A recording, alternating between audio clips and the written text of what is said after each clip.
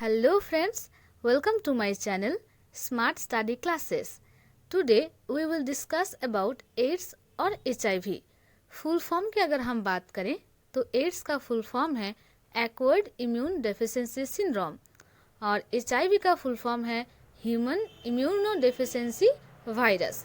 मतलब ये जो डिजीज़ है यहाँ पे इम्यून सिस्टम यानी कि जो इन्फेक्शन से लड़ने में हमारी मदद करता है वह सिस्टम धीरे धीरे काम करना बंद कर देता है। यानी कि इम्यून सिस्टम का जो काम है, फंक्शंस हैं, वो ग्रेजुअली डिक्रीज होने लगता है। एड्स HIV वायरस के द्वारा होता है और HIV वायरस एक RNA वायरस है जो कि रेट्रोवायरस के ग्रुप से बिलोंग करता है। इसके बाद अगर डेफिनेशन देखा जाए तो डेफिनेशन में कहता है कि एड्स ऐसी एक बीमारी है जो कि HIV इन्फेक्शन का लेट स्टेज में देखा जाता है और ये क्रॉनिक और लाइफ थ्रेटनिंग एंड प्रोग्रेसिव और नॉट क्यूरेबल डिजीज कंडीशन है। यानी कि हम एड्स को कभी भी क्योर नहीं कर सकते हैं और ये बहुत ही कॉमन डिजीज़ है।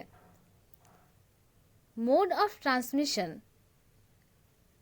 HIV और एड्स का जो मोड ऑफ ट्रांसमिशन है वो मेनली 3 तरीके से होता है। नंबर 1, अनप्रोटेक्टेड सेक्सुअल कॉन्टैक्ट, यानी कि अगर कोई infected person other uninfected person के साथ विदाउट प्रोटेक्शन सेक्सुअल रिलेशनशिप बना रहा है तो उस अदर पर्सन को भी HIV होता है।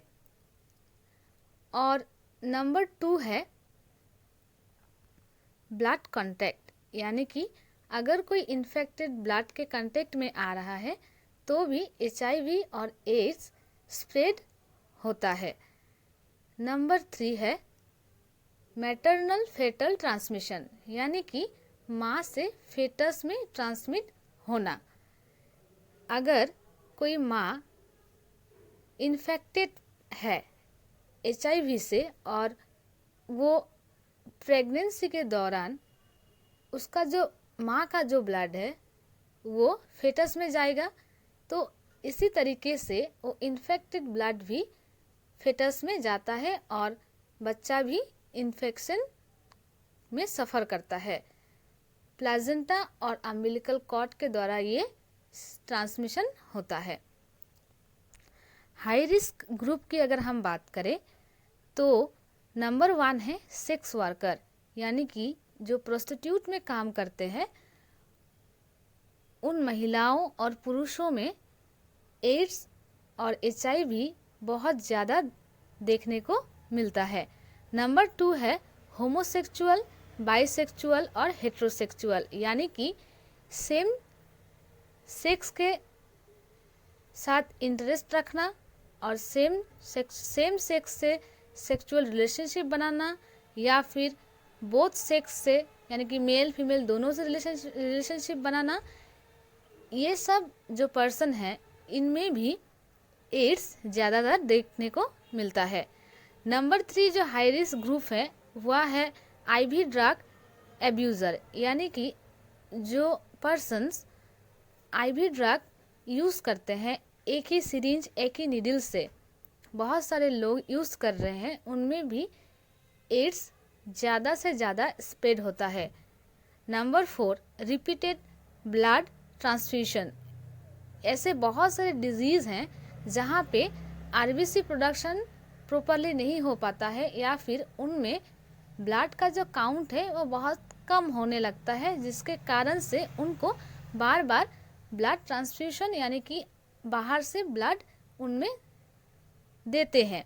तो इसी कारण की वजह से भी पर्सन HIV और एड्स में सफ़र कर सकते हैं, जैसे कि थैलासेमिया, एनीमिया, हीमोफीलिया।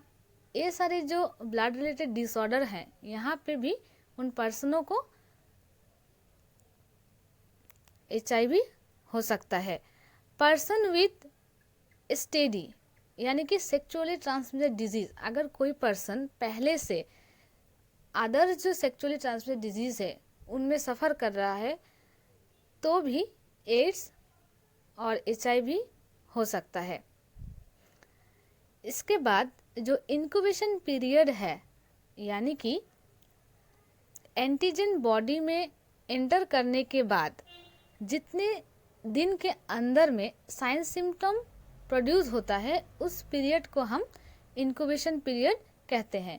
तो HIV के लिए इंक्यूबेशन जो पीरियड है वो 6 वीक्स से लेकर यानी कि 6 हफ्ता से लेकर 10 साल तक 10 इयर्स तक ये पीरियड हो सकता है। पर्सन टू पर्सन ये वेरी करता है। देन विंडो पीरियड एक स्पेशल पीरियड है जो हम HIV में देख सकते हैं। विंडो पीरियड एक ऐसा पीरियड जहाँ पे एंटीजन बॉडी में एंटर किया यानी कि एंटीजन बॉडी में एंटर करने के बाद हमारा बॉडी उस एंटीजन के अगेंस्ट में एंटीबॉडी प्रोड्यूस करता है। तो अगर मान लो कि आज किसी पर्सन को HIV जो एंटीजन था उसमें एंटर किया उस पर्सन में, तो आज से लेकर जितने दिनों के अंदर में उसका बॉडी उस एंटीजन के खिलाफ एंटीबॉडी प्रोड्यूस करता है, तब तक जो पीरियड है उसको हम विंडो पीरियड कहते हैं। क्यों? क्योंकि इस पीरियड में अगर मान लो जो विंडो पीरियड है वो 2 हफ्ता से लेकर 12 हफ्ता तक हो सकता है।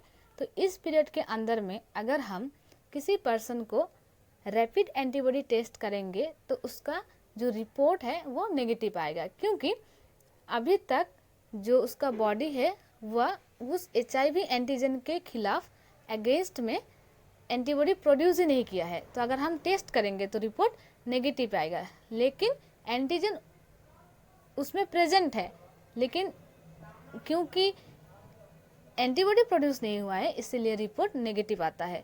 तो आफ्टर एंटीबॉडी प्रोड्यूस जब हो जाएगा तब रिपोर्ट अगर हम टेस्ट करेंगे तो रिपोर्ट पॉजिटिव आता है। तो इसी पीरियड को हम कहेंगे विंडो पीरियड। ये जो विंडो पीरियड है ये 2 सप्ताह से लेकर यानी कि 2 वीक्स से लेकर 12 वीक्स तक और किसी किसी पर्सन में 6 मंथ तक हो सकता है। तो हम आशा करते हैं कि आपको वीडियो पसंद आई हो और आपका जो कंसेप्ट था HIV और एड्स को लेकर वो क्लियर हुआ होगा। नेक्स्ट वीडियो में हम इनके पैथोजेनेसिस यानी कि कैसे इसका पैथोफिजियोलॉजी है वो बात करेंगे और साइन सिम्टम को डिस्कस करेंगे। तो इस वीडियो को हम यहीं पे अंत करते हैं। तो अगर वीडियो अच्छा लगा होगा तो ज़रूर वीडियो को लाइक कीजिए, शेयर कीजिए और चैनल को सब्सक्राइब कीजिए। Thank you so much for watching this video.